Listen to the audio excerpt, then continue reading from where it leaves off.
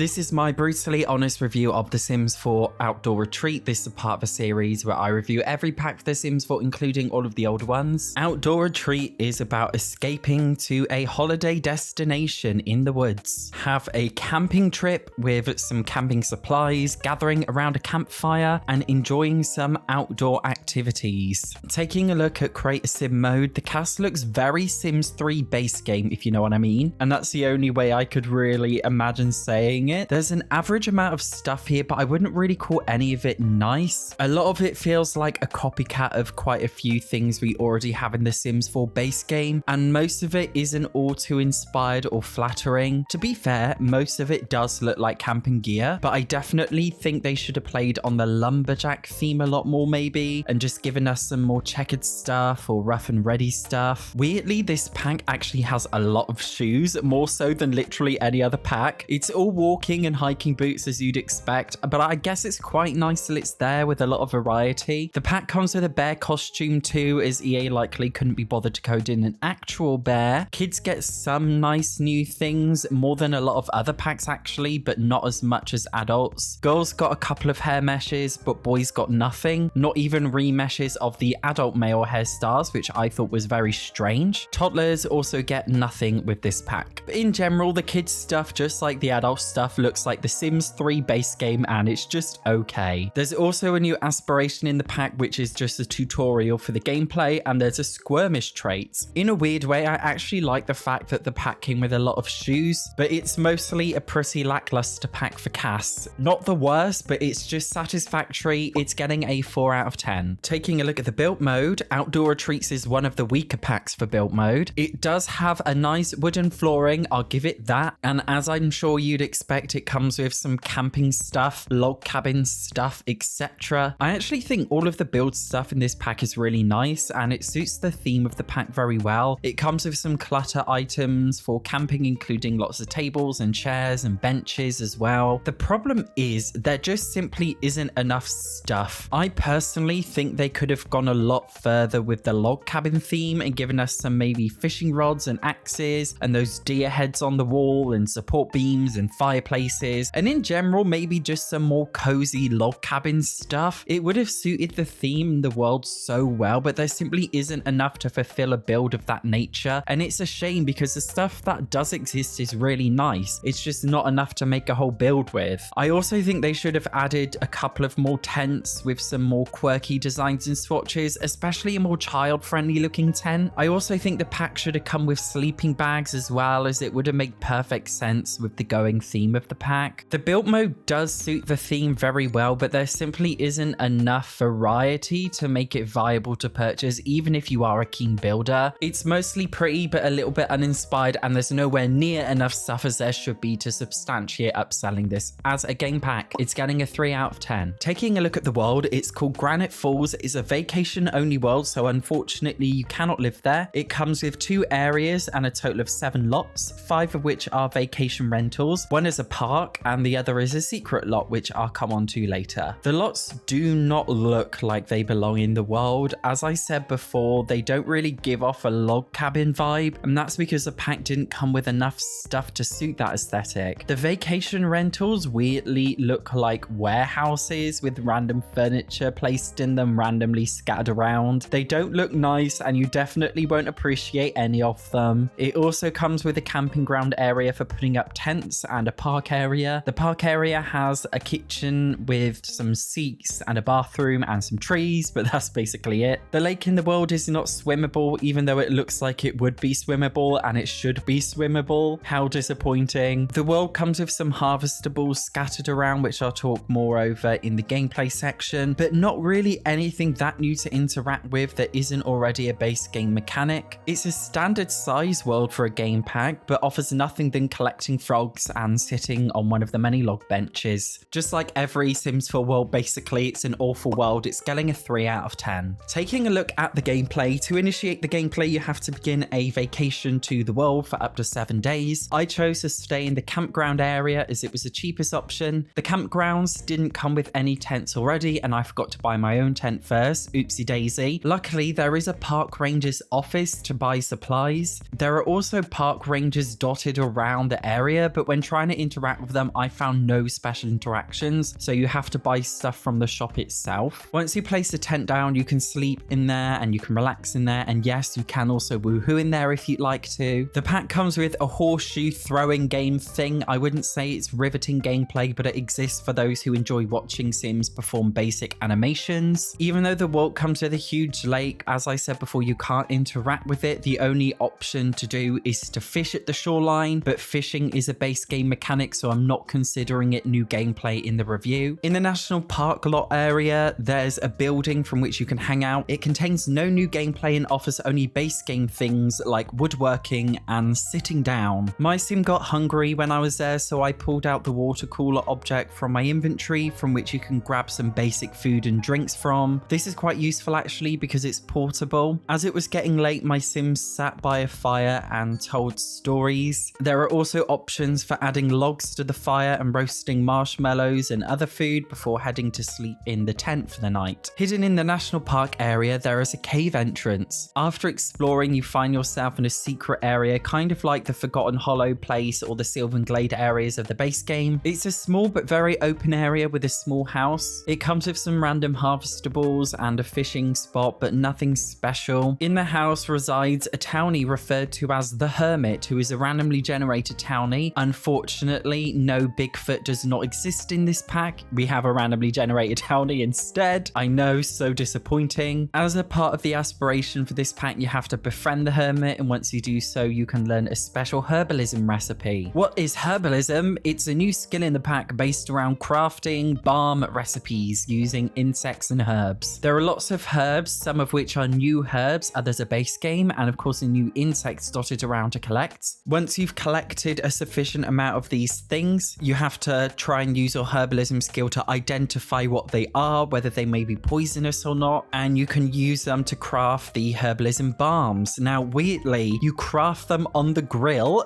not a special object. After crafting, the herbalism remedies drop to the floor and don't automatically go in your Sim's inventories, which I thought was a very weird oversight, but there we go. Herbalism balms mostly offer mood-lit changes and need changes such as increasing your hygiene need or eliminating stress or sadness buffs, giving you a focus buff. In other words, they don't really offer any new gameplay and just affect the base game mootlets, which, let's be honest, are so easily changed and manipulated through normal gameplay anyway that the herbalism balms don't really offer anything substantial or new. There's also one that acts like a plant fertilizer and another that prevents insect bites, but again, insect bites are just really a stress mootlet and don't result in any illness or potentially death like the Jungle Adventure insect bites. Collected beetles can also be roasted on a fire pit and eaten, as well as being used in the herbalism crafting. Sims can cloud gaze with another sim in the pack or by themselves. If you do it with another sim, it raises your friendship need with them very, very, very fast actually, although my sims glitched and cloud gazed underwater, which was lovely. I do find though that sims often cloud gaze in very unnatural and immersion breaking situations if you have this pack, so be prepared. Sims have an interaction to go hiking by themselves, although this just involves a sim walking around the closed world and offers no new gameplay. It literally is just walking. After completing the aspiration, you get a survivalist trait, which makes your sims more likely to have positive mootlets when camping. This is likely the shortest game pack review I've ever done, and that's because that's basically it.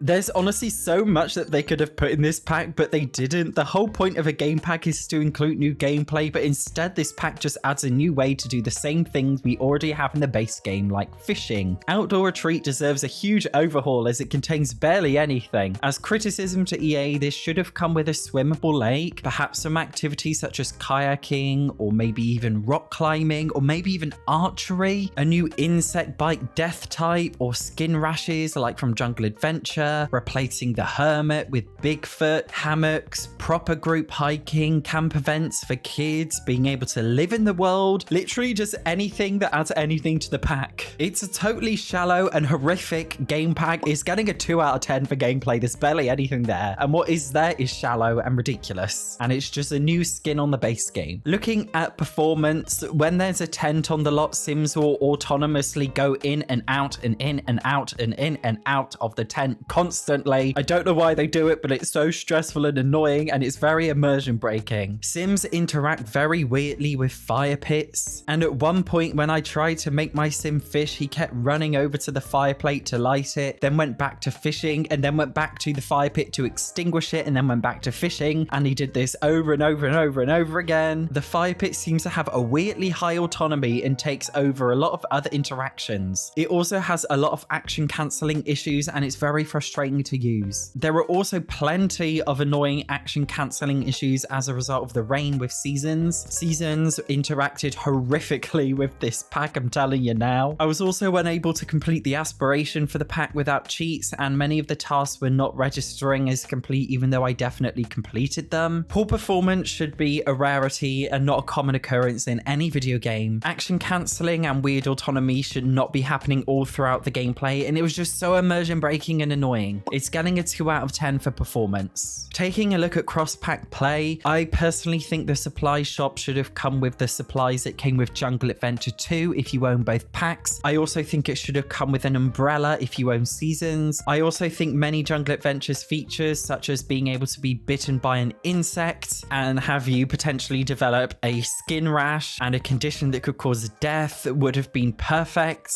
And as I mentioned before, Seasons literally wreaks havoc on this pack as it rains all of the time in Granite Falls, and it prevents your Sims from doing things, and it prevents them from doing a lot of activities because they're constantly freaking out about the rain, and then actions keep getting cancelled. I definitely think the weather settings of this world need to be retuned, as it literally ruined the gameplay for me, and not in a funny, chaotic way or a challenging way, but more like a buggy, untuned coding kind of way. Insects and unidentified special plants do not appear in any other world other than Granite Falls, which is such a shame. I know it's not appropriate for every single world, but I feel like some bug spawners would have been nice in some of the other worlds. If you own Get Together, roaring in a bear costume and playing the horseshoe thing are club activities, but surprisingly, herbalism and bug collecting is not a club activity. I definitely think camping should have been integrated in the game in a much more flexible way to allow you to camp in other locations and potentially set, a campground community lot type from which many people camp all together. And it is a little bit disappointing that although some packs interact with Outdoor Retreat itself doesn't really interact with other packs very well. Cross-pack play is a nice bonus, but it's not necessarily a requirement of a pack, so I don't always hold the score of this one too harshly, but I am holding the Seasons pack very harshly because it did cause horrific performance problems with this pack, horrific gameplay issues. It was a nightmare. This pack is getting a 4 out of 10 for cross-pack play. So adding up all of the scores together, this pack is getting an average of 3 out of 10. Outdoor Retreat deserves a huge refresh. I do not recommend buying this pack to anybody. It's extremely limited and offers no real gameplay value other than putting on a slightly different skin to the base game mechanics, which is a shame because I genuinely loved the idea of this pack. It could have gone so far, but they just didn't. Hopefully they'll do a refresh in the future, but the thing is, most simmers already own this pack because it was the first ever release game pack, so seeing that a lot of people already own it, I doubt that they're going to bother refreshing it because they've already made the money that they can from it. I have a whole playlist of brutally honest reviews that I update very regularly for game packs, expansion packs, and stuff packs, so please check it out. Otherwise, thank you for watching. See you in the next one.